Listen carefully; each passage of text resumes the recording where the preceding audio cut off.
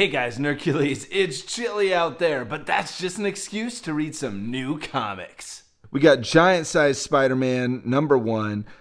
This is kind of like a annual type of book, like a one-off type of thing, right? But very cool. Spider-Gwen Smash #2.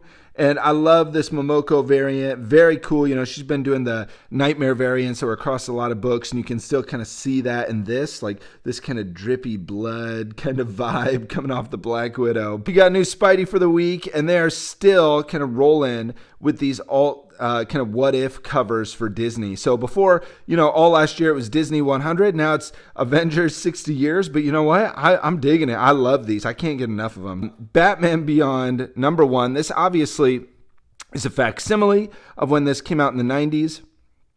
Based on the animated TV series. I mean, it says right there. But 1 of 6. Very cool. But even throughout this book, this facsimile, you have all these old ads. And it's funny, we're used to seeing facsimiles from, you know, Golden Age, 60s, 70s, and they'll have these really old-timey ads, right? And now I just feel like an old man that these are the old-timey ads, right?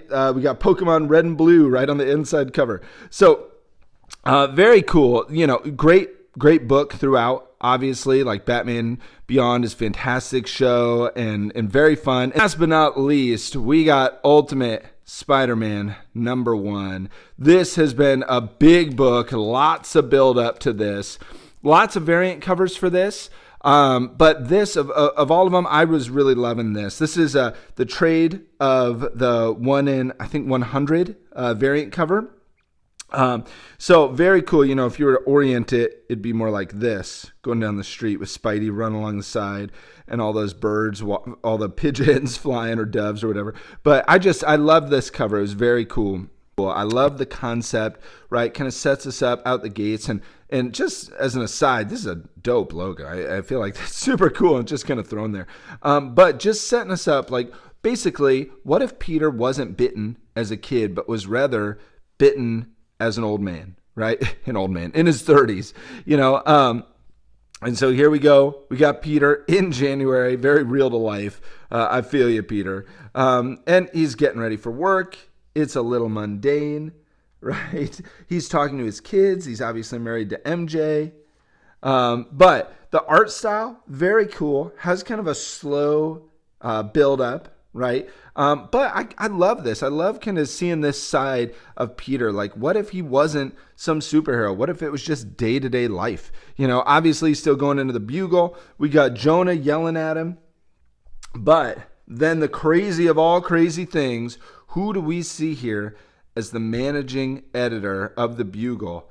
None other than Uncle Ben Parker. So pretty nuts. You know, even though it's a slow build right out the gates here, it's like Marvel broke their oldest golden rule, right? You can never bring back Uncle Ben. It's always been, you know, anybody else can die but doesn't have state ed, but Uncle Ben, he is gone. But they've kind of broken it here. But I feel like the premise works, right? Because they're not necessarily breaking it with young Peter. This is older Peter. This is a whole different Spider-Man. You know, he's already a dad. He's already a father. He's already got a career, you know? So what does it look like if someone is already established and then Spider-Man just kind of invades their life, as opposed to their young kid got this bright future ahead of them, and now as an adult, they morph into Spider-Man, right? Which is the classic one we know. So very cool. I think the art style is great. I don't want to spoil too much more of the book other than Uncle Ben is back. But I will tell you, this book is killer. It is some of the best writing that has been in Spider-Man books of any kind for probably the last, I don't know, I'd say questionably the last decade.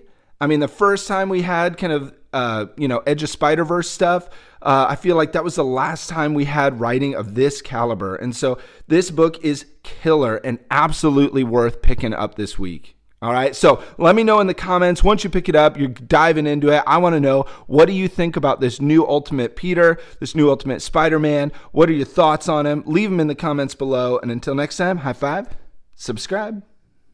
Nercules.